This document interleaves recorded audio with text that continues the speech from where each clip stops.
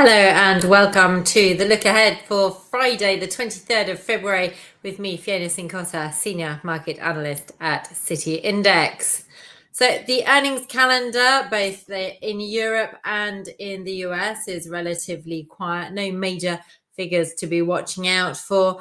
Then here in Europe, we've got in UK even, we've got the GfK consumer confidence figures due to be released. Now they're expected to improve ever so slightly, ticking higher to -18, up from -19. So with that in mind, we'll just take a look at the pound US dollar, seeing how that's faring. Now, it's been an interesting couple of days for the pound US dollar. We've seen sterling tick higher. Briefly, it spiked higher today after the better than expected PMI data. So we saw service sector remain particularly strong, with activity in the PMIs up at 54.3. So that was ahead of expectations, in line with January.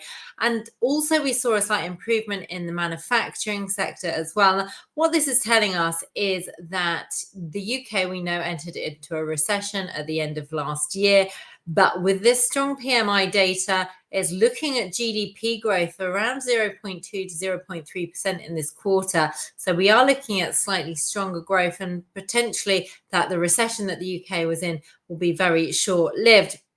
Now, we'll be looking at consumer confidence.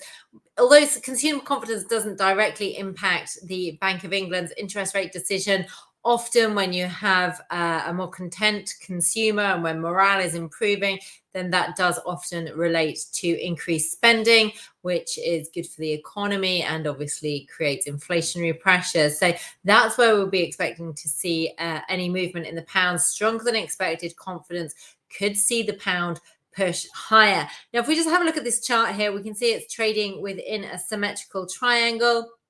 We've got the upside there. We can see it spiked higher there, and it's just below the falling trend line resistance. That's the level that we'll be looking to break above, will be that falling trend line resistance, which is around the 127.30 level. If we get a breakout there, that's going to potentially see the pound push higher towards 128. On the downside, level to be watching, I think, is around the 200 SMA, which is also the confluence with the rising trend line support. That's around the 125.65 level. So if we get a break below there, then we'll be looking to the 120, to test 125.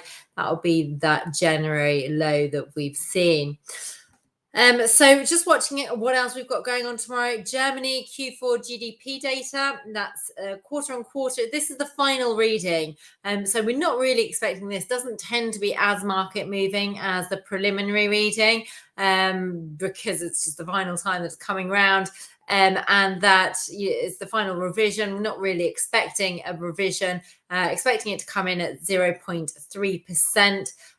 Quarter on quarter contraction, and that is after a 0% contraction, 0% in the previous in Q3. Now, the German economy, when we had the PMI data out today, is in a troubled situation. I mean, we are seeing that the service sector is improving, but the problem that we do have with the German economy is that the manufacturing sector is really suffering from the production recession that we're seeing globally, in fact. Services, as I said, has ticked higher, but I think the outlook for the German economy is still pretty gloomy. Now, just having a look here, though, this is the Eurozone PMIs that we're looking at.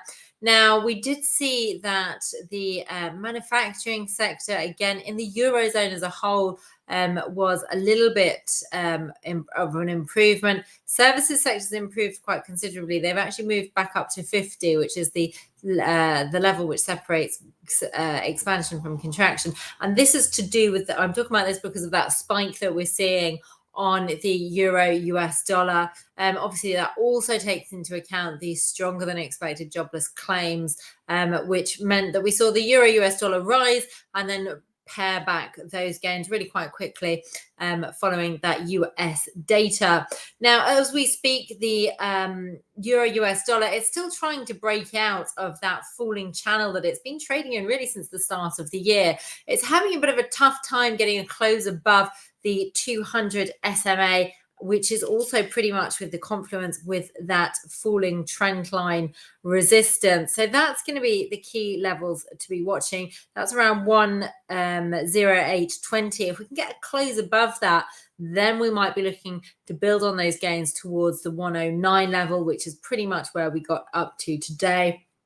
If we do see further rejection, or we do see rejection at that 108.20 level, the 200 SMA, then we could see sellers push the price back lower. As far as support is concerned, be looking for a fall towards the 107.25. That's a level which has offered support a couple of times across the year. And then a break below there brings 107 into play. That's the 2024 low, and a break below there creates a lower low.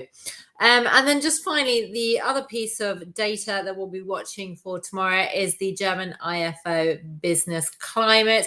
Again, we're expecting to see a slight improvement. This has been steadily just inching higher, which does suggest that, the recession that we do see in Germany may be starting to, the downturn may be starting to bottom out. So that's going to be, if we do get sort of stronger than expected German IFO business climate, then that could be some positive news as far as the health of the German economy is concerned.